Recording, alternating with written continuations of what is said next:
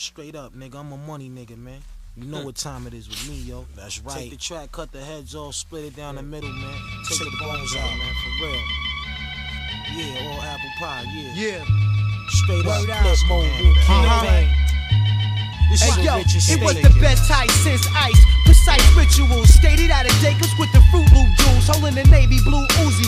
Crush grooving waves off the Atlas, coolin', that's how we make movies. Basketball gum brawlers, bounce, black down, billowhead banks, Malibu, colorful shanks, that's the way we live. Staten Island kid, old dog in it, the thug bag sing with no pork in it. Vivid imagination, paper chasing, duffel bag swollen, we holding. Drink chocolate milk before we roll in. It's like that, y'all, we gangsters, sticking on you Bay Ridge bankers. I'm out to get a red, terrific shit, be the Diamond District. Tiffany's pretty Valentine breakers on the second floor balcony. Gems is magnificent, diamonds is crying. Busta Rhymes, take me, never mind. Hey yo, caught him at the Ice Pavilion, dressy, salad bar style, Nestle, 4 white niggas, covered in best pieces, think like a mall flick. Guess who like Patsy in the masterpiece bust? Got aggravated, slapped the glass pieces, one nigga beaming. Faggot ass lay on the floor, yeah, fuck him, tied his broken arms to his hush puppies, wrapped around drama. Everything realer than fuck, so wanna let my nigga niece live calmer.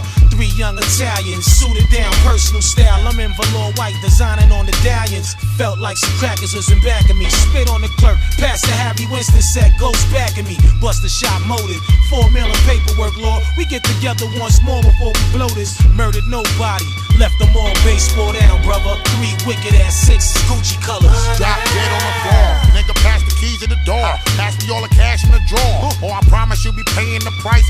Feeling like a nigga dying twice, execute the world's greatest diamond heist. Y'all niggas know we got to get this. Come on, come on, come on. Right, wrong, go space, rock, Mars. Come on, let's get this money, nigga. We hit a mind out west, somewhere in Africa. The feds is after us. Vest on my back, dipping the Acarus. Feel like a Mac bussin'. A brother question on percussion. I bust in your gate, nigga, it's nothing. A hailstorm, ice raining, mind containing. Info, nigga, what you in for? Complaining. 6 bars deep in this language. Did I tell you how my day spent? Speaking through the face of Ronald Reagan. Iceberg history, calligraphy, kaleidoscope colors, hollow head shells and fleeing gunmen. Hate to see me coming like gray skies, your day of judgment. Makes you wonder where the love went. Hit a nigga, feed him to some buzzers. We put up numbers, plus someone to push his mugging. We dug in the safe, check what I'm hugging. Rocks the size of some shit out in the Congo. My arms full, let's get the fuck out, bust. Hey, yo, we do great study on fossils and stones like archaeologists, gemologists. Collect the most precious ices, anonymous. Canary stones, yellow like a pumpkin. Dunkin' Donut, precious size stones make me wanna cut the safe open. Way past the blowtorch, Ghost brought the dynamite stick. Marciano brought a chisel with an ice pick. Princess cuts, invisible settings, planning the world's greatest diamond heist. Playing the tune, my oldest shredding. Icicle cones hang from the ceiling just like stalagmites. Time to throw on a scully and tie the rag tight. Throw it like an orphan in the basket. Grab the necklace from off the satin pillow out the glass casket. Ice lay across the crushed burgundy velvet up in the diamond slide tray. Gun in your face, slide it right away. Round table with Habib, Barishnikov, and the rest of them Jewish niggas. Got the niggas drunk and talking foolish. See, you know the way we straight manipulated this shit. We swindle them niggas for all they precious things before we skated and shit. Yeah, y'all niggas know we skated early. Disguise ourselves as acidic Jews and even left our sideburns curly.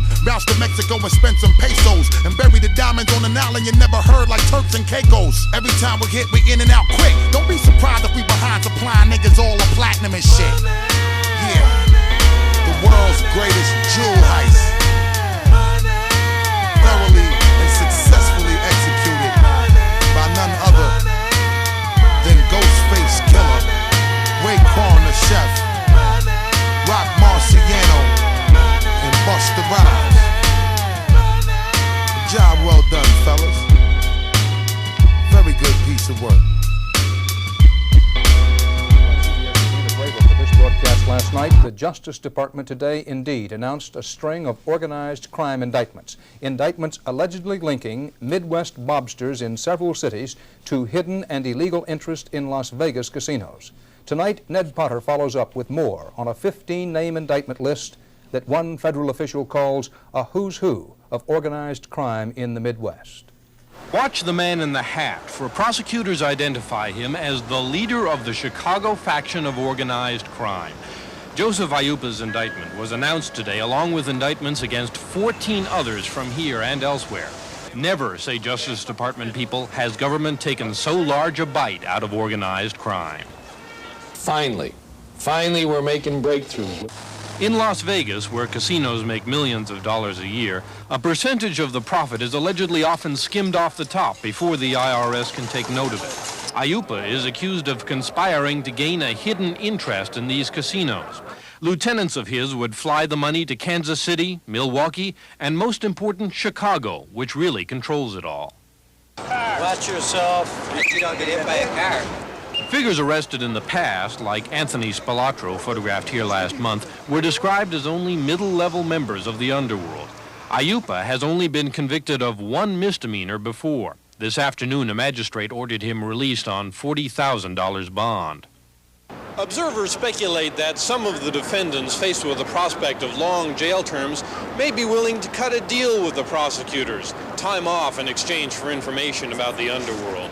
But the irony of Joseph Ayupa, they say, is that he's already 76 and may be able to drag out his legal battle for the rest of his life. Ned Potter, CBS News, Chicago. The U.S. Court of Military Appeals, the nation's highest military court, today struck down the military capital punishment law as too vague. And the military court gave Congress or the President 90 days to rewrite the law, which currently says simply that the death penalty is permitted, quote, as the court-martial shall direct. There are now 7 people on the military's death row. Without much fanfare, something has been added recently to the military draft registration program, draft registration cards. These are now being mailed to young men at the rate of $5,000 a day. Since there is no outright military draft right now, the cards don't have to be carried at all times. Instead, Selective Service says the wallet-sized cards are for convenience for young men who want handy proof that they have registered. There have been many charges over the years about ties between organized labor and organized crime. Today, a dramatic admission on the subject from the once powerful head of the Teamsters Union, now so ill he had to testify wearing an oxygen tube. Rita Braver was there. Federal agents brought a notorious witness to deliver historic testimony. Old and ailing Roy Lee Williams, facing a 10-year prison term, became the first former Teamsters president to testify for the government. Will show that there were very corrupting influences that were present in the loan-making process in the Teamster pension fund during the mid-1970s. The scene, the Kansas City trial of 9 reputed mobsters accused of skimming $2 million from the Stardust Casino in Las Vegas. The money allegedly their cut for arranging huge loans for the casino's owner from the Teamsters Central States Pension Fund. Williams began by detailing the history of the Teamsters and then acknowledged his own close friendship with the man long known as the boss of the Kansas City mob, Nick Sevilla, now deceased. The prosecutor asked, "Did Nick Sevilla ever assist you in your career?" "Yes," Williams said. "Did you ever help Nick Sevilla?" "Yes." Williams is scheduled to go back on the stand tomorrow. His testimony here could convince a federal judge in Chicago to reduce or even waive Williams' own sentence. Rita Braver, CBS News, Kansas City. They go ahead and process it. Sure. Committee will come to order.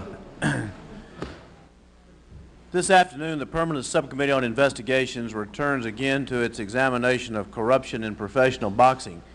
The subcommittee's investigation, which was initiated early last year by Ranking Minority Member Senator Roth, resulted last August in the first of what has become a continuing series of hearings.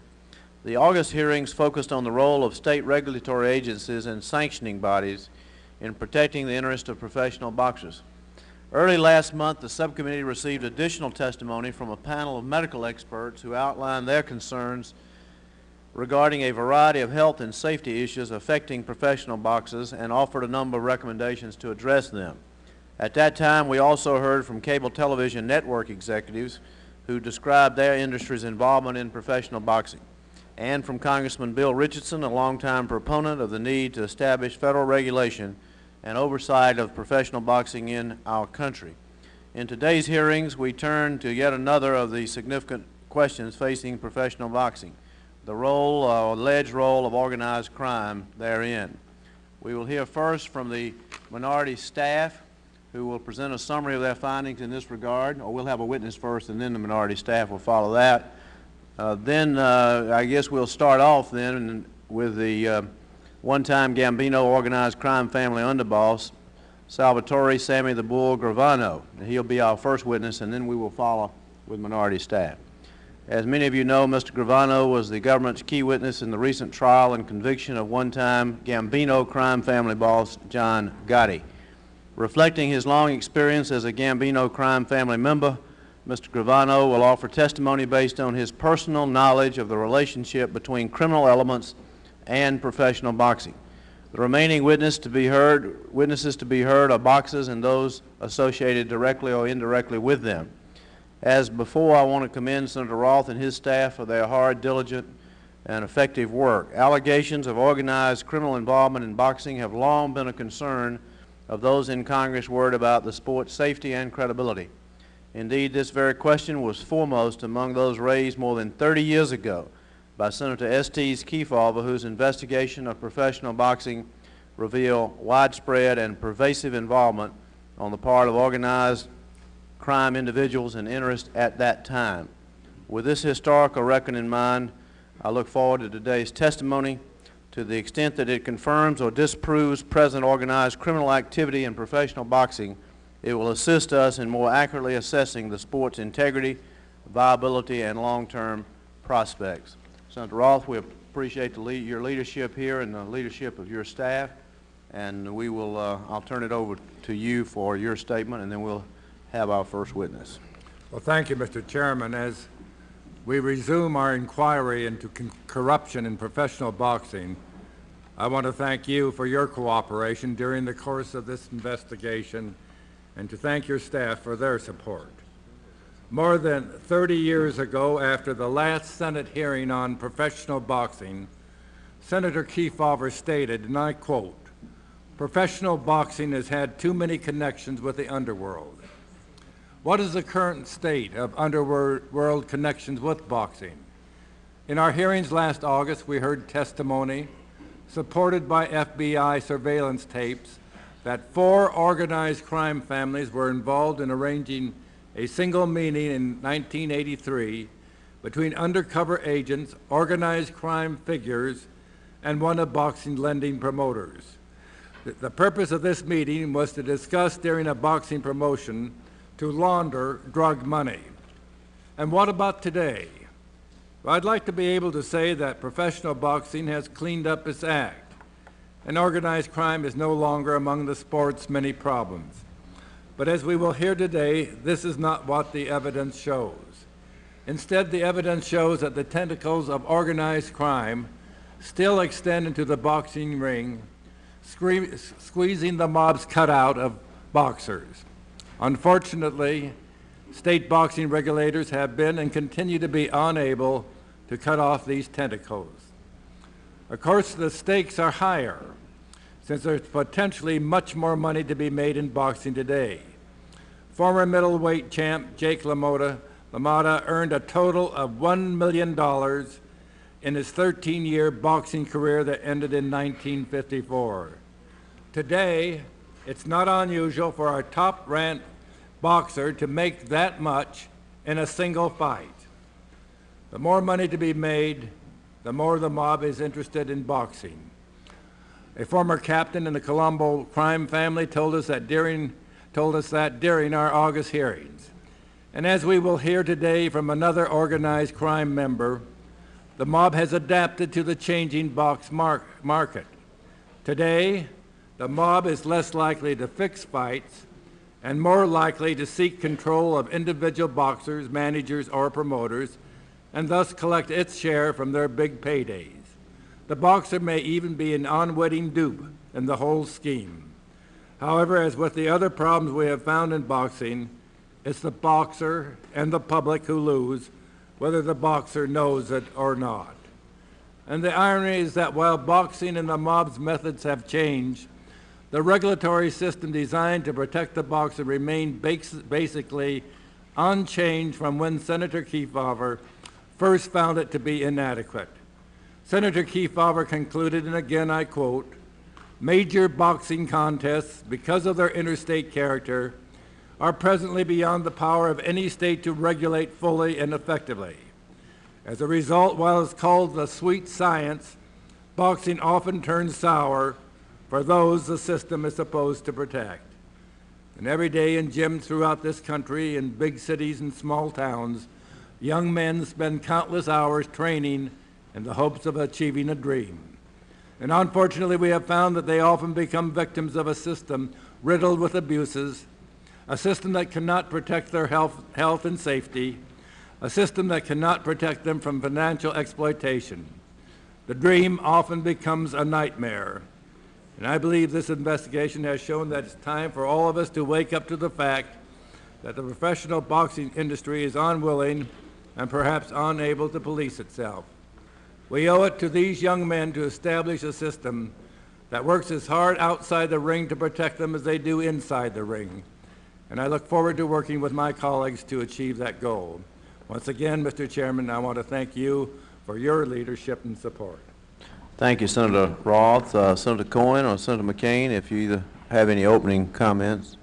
Thank you, Mr. Chairman. Could I include my statement in the record? Without objection, will be part of the record. You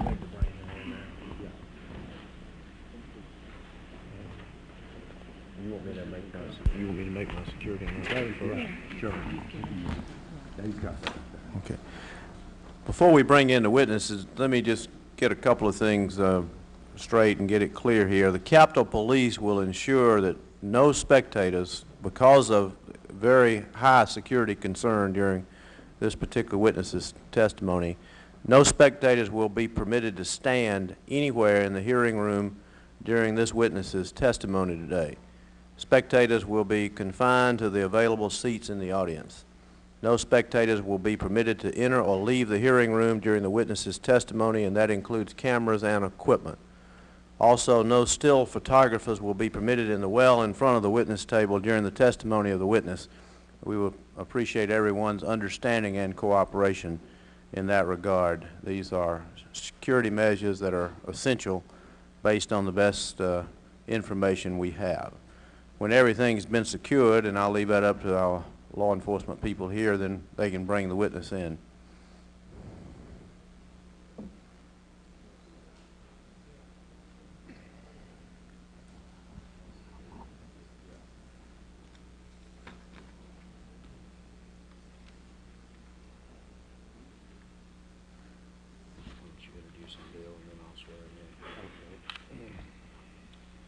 Mr. Chairman,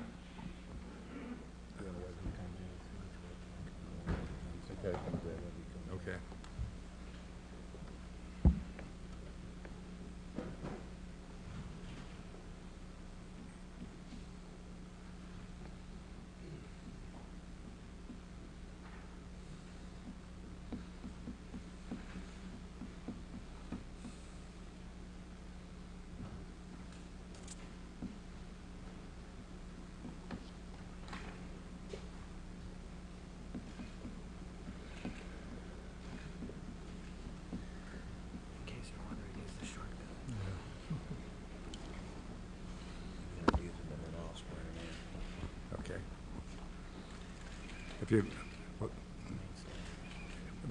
If you would remain standing, please.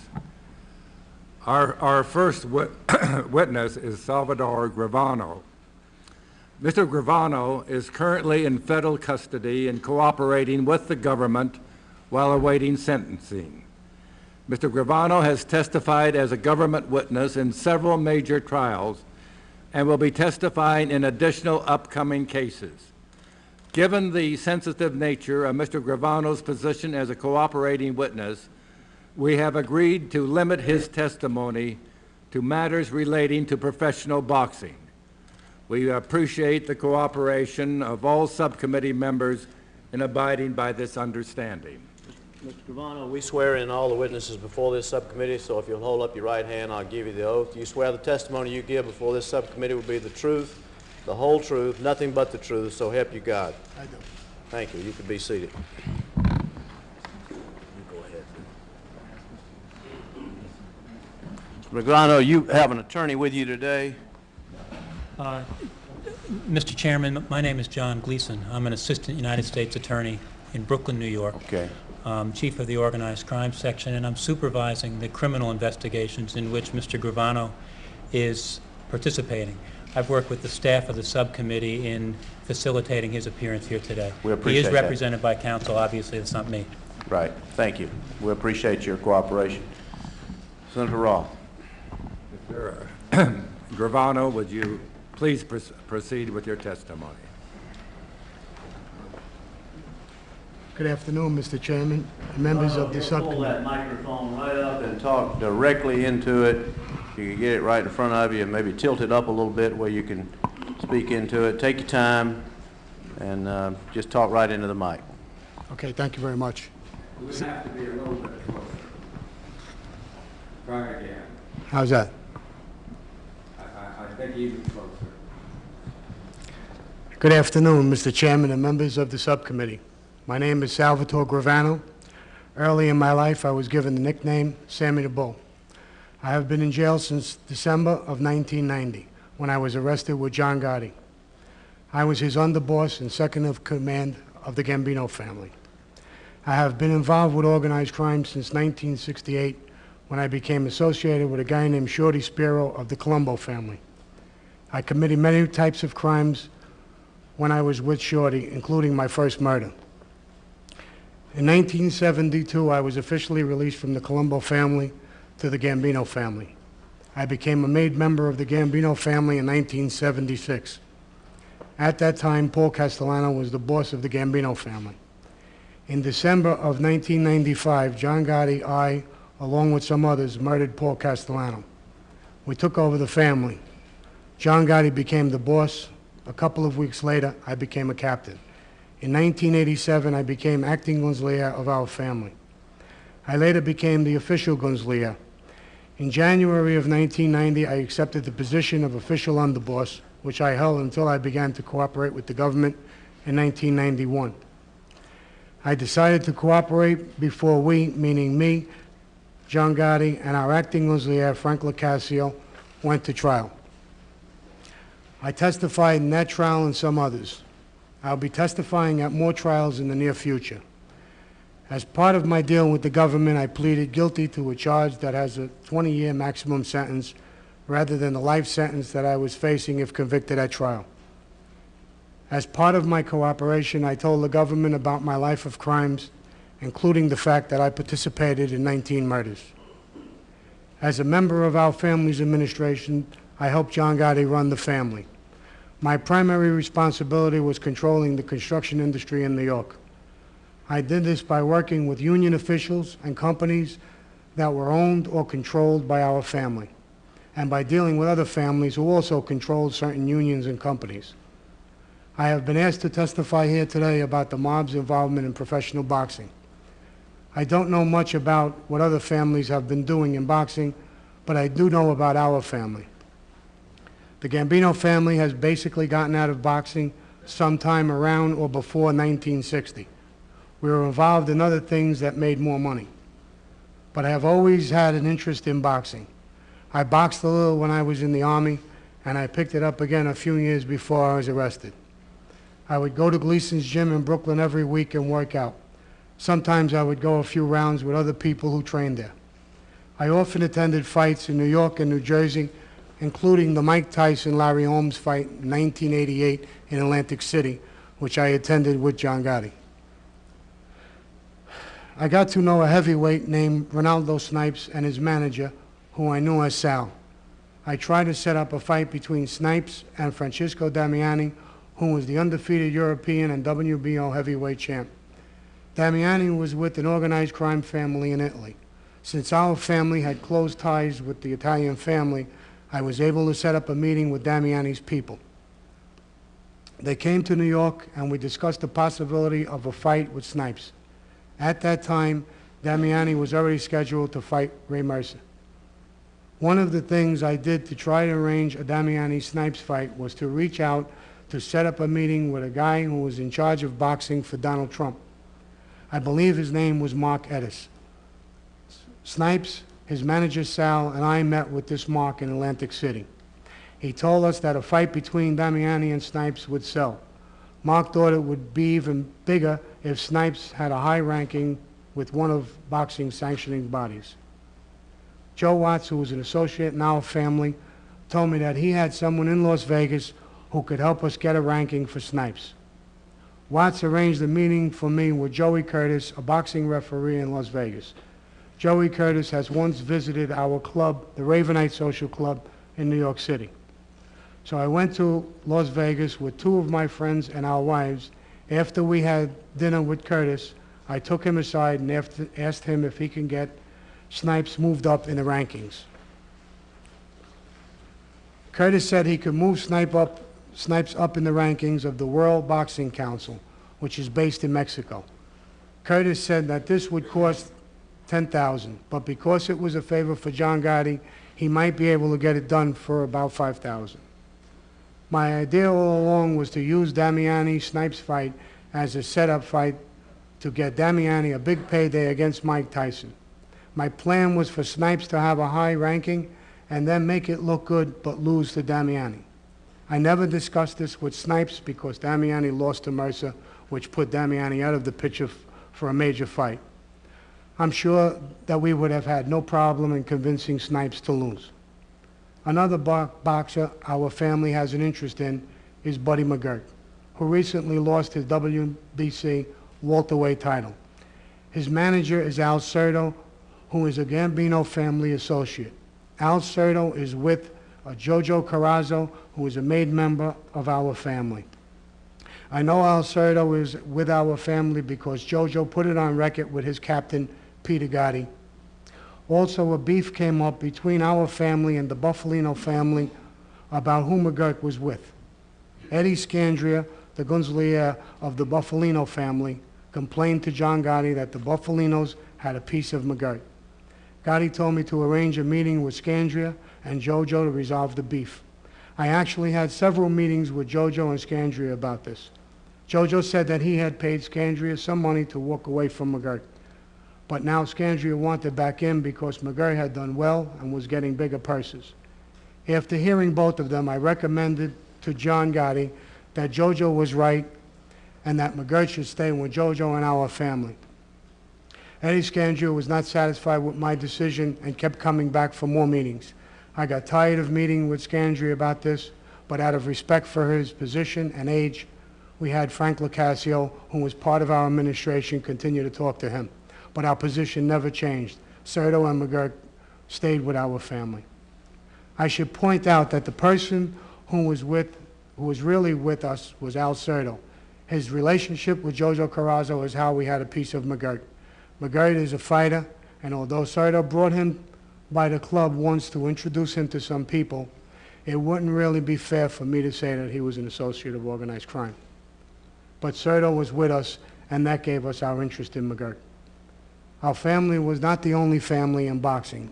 Although I do not know the details, I know several other families are involved in boxing in some way. But you should know that our involvement in boxing has changed from the way it used to be. A lot of people think that organized crime makes its money by fixing fights and betting on the winner. That really doesn't happen anymore.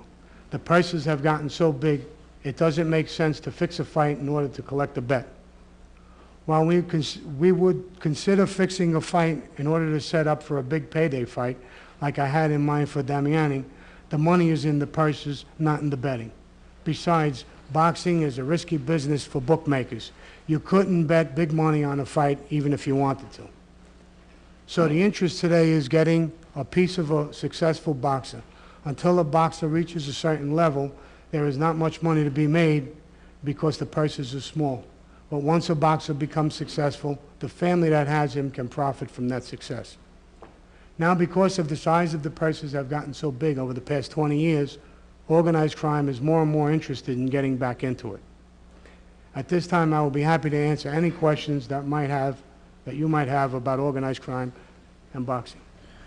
Thank you, Mr. Gravano, and I'll ask you just a few questions and then turn to Senator Roth and my colleagues. You state here that you, quote, you couldn't bet big money on a fight even if you wanted to, end quote. What do you call big money? I would imagine from anywhere from 40, 50,000 and up. You can't place bets any larger than $30,000-$40,000 on a fight today? Not with bookmakers in the street, no. They probably wouldn't take that kind of action. And has that changed over the years? You could bet big money in the past and can't now, or what? Yes, years ago the purses were rather small, and they would filter out the betting, and they were more likely to get the bet in years ago than they are today. Why is it that bookmakers won't take big bets on fights today? Do they worry about the fights being fixed? What are they worrying about? They worry, I would imagine they worry about fights being one-sided. I don't know as far as being fixed, but some of the fights are total mismatches, and they really wouldn't want to get involved in the action of it. And there's no way to establish odds, is that right, when you got a mismatch? Well, they do, but they won't take big money. They'll take small money, 1,000, 2,000, maybe 5,000, maybe even 10,000 if you find a fairly large bookmaking operation. But I really don't believe that they would go overboard in with bets on. When did that change? What time period? And what caused it to change? I They've would always imagine been one-sided fights, have they not? But I would imagine that they walked away. When we walked away, when organized crime walked away from the boxing industry, I believe our betting slowed down. I believe the whole thing stopped in that area. When did organized crime walk away from the boxing industry? In the time when Rocky Marciano and people like that were involved, our people, meaning mob people, were involved, and we had closer ties to boxing, and I would imagine there was a lot more betting and a lot more situations. Bookmaking and bookmakers, I think, became a little more sophisticated. There's even some tracks, horse betting races, and some tracks that they would stay away from and they wouldn't take action on. There is also some games that they wouldn't take action on, but they might take action on, if you wanted to call a knockout, which round or something like that, which would make the bet very, very hard and complicated. And what were the ventures that were so profitable that organized crime basically decided to walk away from boxing after the Marciano era? What things shifted in organized crime then? Was that when organized crime started getting into narcotics, or what were the things that were so lucrative that organized crime lost interest in boxing? I believe at that time organized crime became more sophisticated. We got into unions, construction, shipping, garment, garbage, and they became a lot more lucrative than the boxing industry. Prices were very, very small. Would that have been in the 1950 time frame, 50s, 50s, 60s, yes, that's why I said in the 60s and before. Right. When did organized crime get back into boxing? Well, over a period of time recently, we've had an interest. Again, talking about my own family, going down to Gleason's gym, I met some fighters and tried to put something together. I had conversation with John Gotti and myself, and John had urged me to see if we can reach out and put together some possible gyms or promoters or fights and see if we can get back involved in the boxing industry.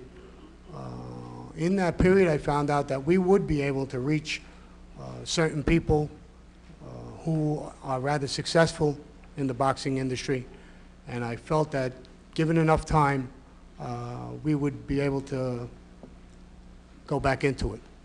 And what time frame, during what time frame was that, when you had these discussions with John Gotti? This was a while, maybe a year, maybe a little bit more before I was arrested and stopped, maybe even a little bit before that. So it's been in the last 5 years then? Yes. What kind of payoff did you expect and anticipate from getting back involved? You were going to get a certain percentage of the purses? Is that how you were going to get paid? Well, there's a lot of different benefits from it. We were, at one point, I myself negotiated to buy Gleason's gym in Brooklyn because it had a name and a reputation. We would probably start off with getting a gym.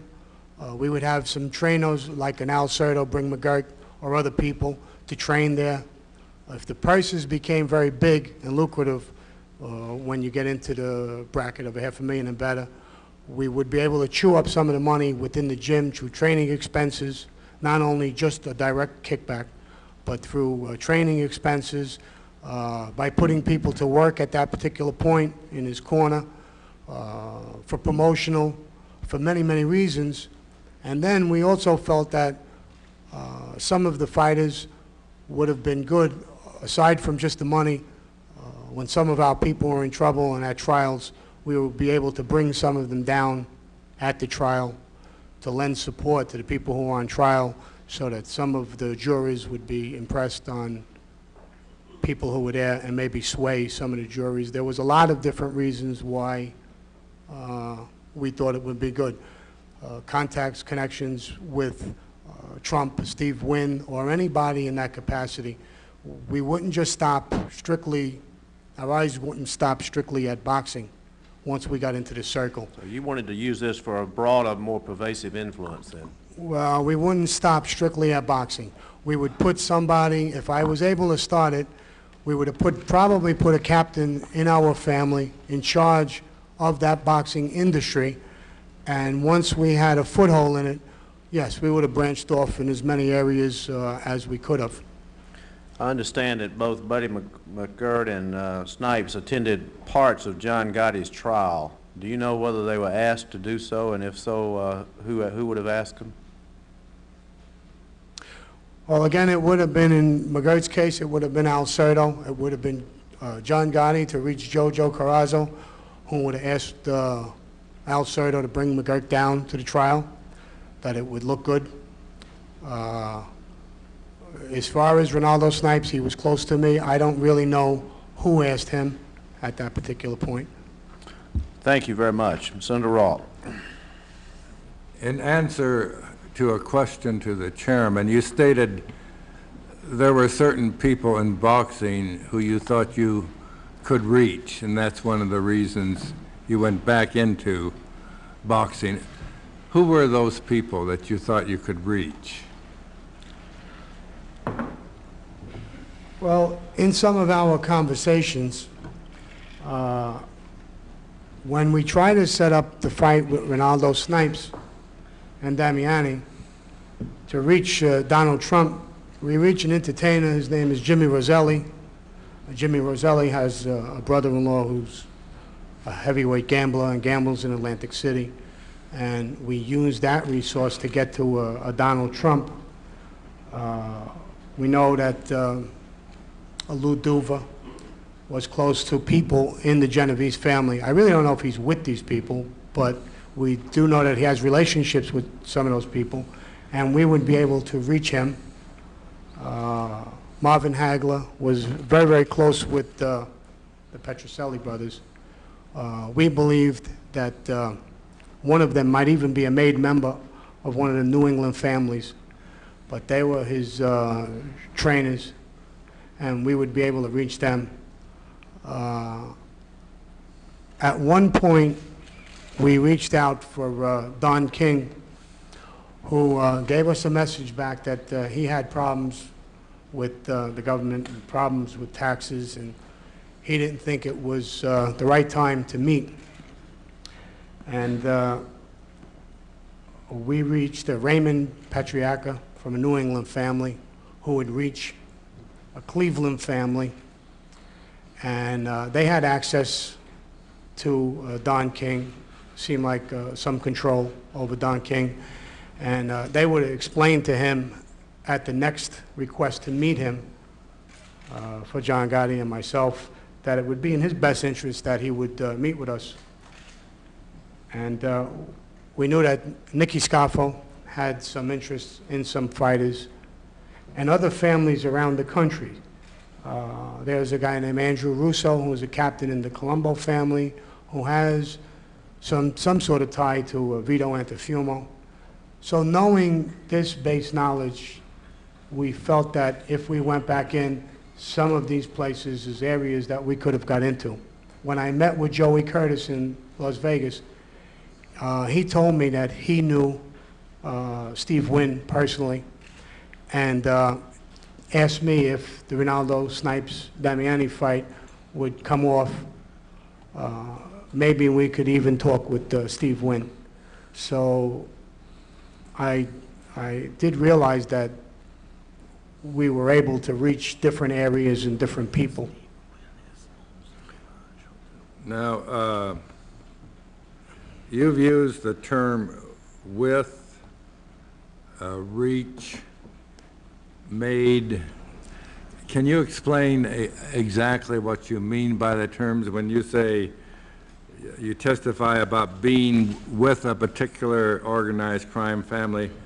What does that mean generally and specifically? Let me ask you that first. Well, when you're with an organized crime family or a made member in a family, the made member goes to his captain and puts you on record that you're with him and our family. His benefits, whatever connections, like I had just mentioned, we have, he can have. If any other family within the country, or out of the country for that matter, would ever try and move in on him, muscle in on him, it couldn't happen. He was already on record as being with us. And he would be under our protection, our umbrella, so to speak. But he wouldn't be made. No, no. A made member is another stage when a man, after a period of years, is with somebody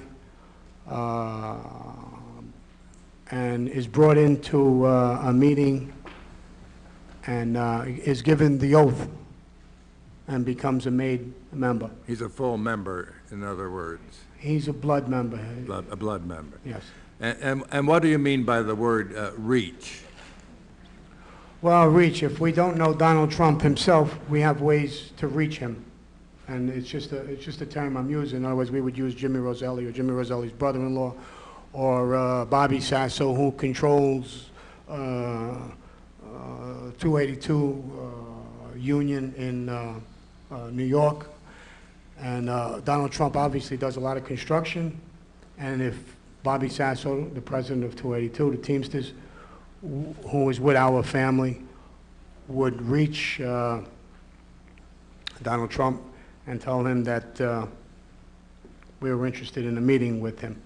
When I say we, I don't mean me or John Gotti. I don't know if Trump would meet us, but it would open the door for a meeting with Snipes' manager or Damiani's manager or whoever we put in front of this thing to make it look legitimate. After a while, myself and John Gotti and people like us would probably take a back seat to somebody who's a little bit cleaner. Now, you said you know that McGirt is with the Gambino family because Corozzo put it on the record with Peter Gotti. What does it mean to put something on record? Well, when a man is a made member, he goes to his captain, which is his supervisor right above him. He goes to him and he puts it on record with him on what he's doing, what businesses he has, who he has with him. This goes on record with his captain. His captain will bring it up to the administration,